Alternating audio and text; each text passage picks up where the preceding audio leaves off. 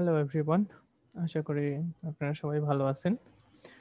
আপনাদের জন্য এখন আমি যেই ভিডিও লেকচারটা বানাচ্ছি সেটা অ্যাকচুয়ালি আপনাদের ল্যাব রিপোর্ট সাবমিশন গাইডলাইন এর উপরে।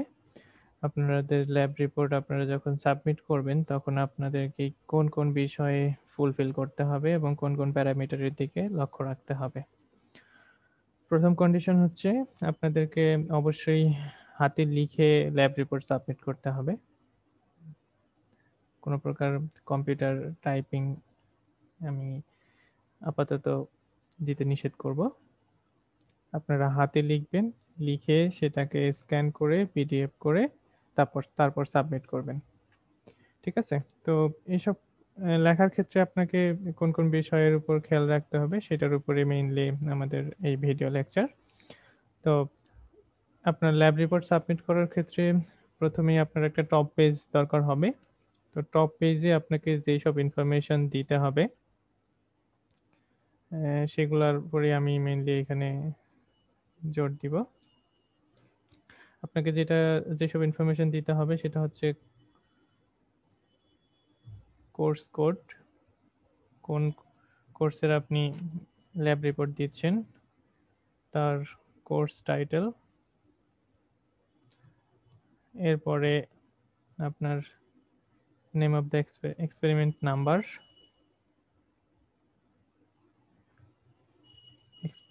নাম্বার,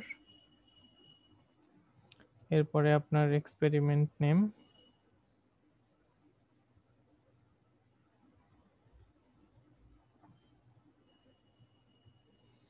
এরপরে যেসব ইনফরমেশন আসবে সেটা হচ্ছে আপনার নিজের নাম, আপনার নেম, আপনার আইডি। অবশ্যই আইডি লেখার ক্ষেত্রে আপনাকে 12 ডিজিটের ফুল আইডি দিতে হবে। এরপর আপনার ব্যাচ, আপনি কোন ব্যাচে বিলং করেন। আর একটা ইনফরমেশন যেটা দিতে হবে সেটা হচ্ছে ডেট অফ সাবমিশন।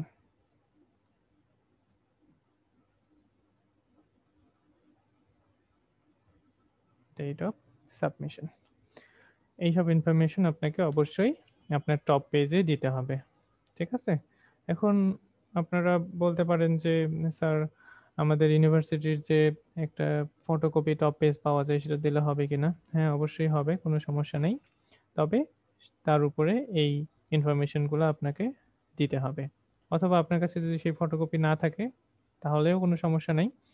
আপনারা একটা যেকোনো পেজ, সাদা পেজ নেবেন যেখানে আপনি অ্যাসাইনমেন্ট লিখেন। সেই পেজে আপনার এইসব ইনফরমেশন লিখে দিবেন। সেটাই আপনার টপ পেজ হিসেবে ১ম এ এড করে দিবেন। তাহলেই হয়ে যাবে। কোনো সমস্যা নেই। ঠিক আছে? তো এই হচ্ছে আমাদের টপ পেজ নিয়ে কথাবার্তা। এরপরে হচ্ছে অ্যাকচুয়ালি আপনার যে ল্যাব রিপোর্ট তার ভিতরে কিভাবে লিখতে হবে সেটার উপরে।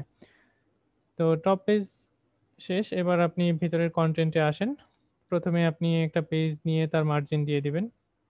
পেজের মার্জিন আমার এখানে বাঁকা হচ্ছে। আপনারা স্কেল দিয়ে সুন্দর মতো মার্জিন টেনে দিবেন।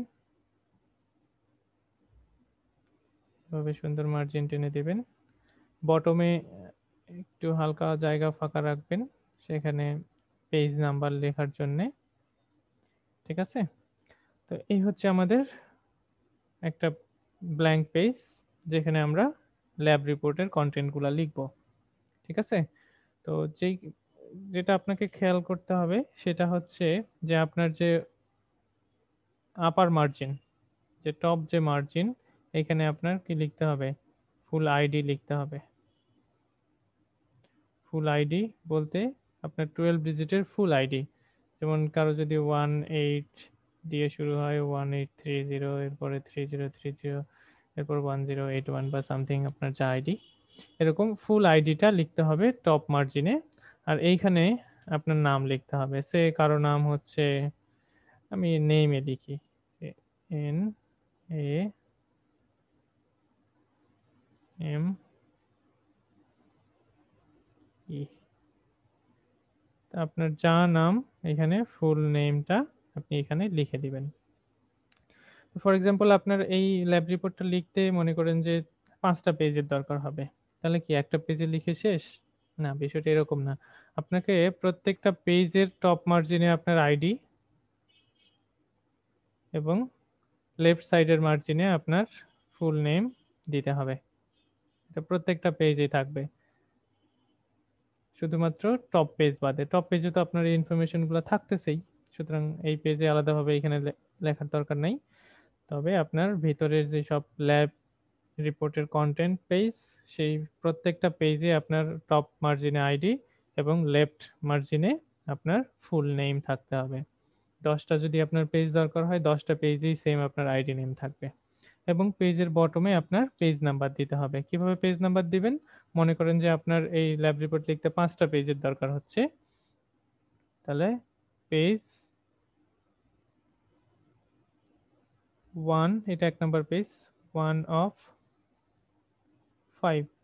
তাহলে আমি এইখানেই বুঝতে পারবো যে আপনার এটা কত নাম্বার পেজ এবং আপনার টোটাল রিপোর্টে কত সংখ্যক পেজ থাকবে। এর পরেরটাতে কি হবে? Page 2 of 5। এরপরটাতে হবে পেজ 3 অফ 5। এরপরটা পেজ 4 অফ 5 এবং তারপরটা হবে পেজ 5 অফ 5 নাম্বার। তার মানে হচ্ছে আমার টোটাল 5টা পেজ আছে, তার মধ্যে এটা পঞ্চম পেজ বা এটা তৃতীয় পেজ, এরকম। এগুলো হচ্ছে প্রত্যেকটা পেজে আপনার এই 3টা ইনফরমেশন থাকতে হবে। একটা হচ্ছে আপনার ফুল আইডি, যেটা টপ মার্জিনে থাকবে। এরপরে আপনার ফুল নেম, যেটা আপনার লেফট মার্জিনে থাকবে, এবং আপনার পেজ নাম্বার, যেটা হচ্ছে বটম মার্জিনে থাকবে। এরপর আপনার যেসব কন্টেন্ট লেখার, এখানে কন্টেন্ট আপনি লিখবেন যতগুলো পেজ আপনার দরকার হয়।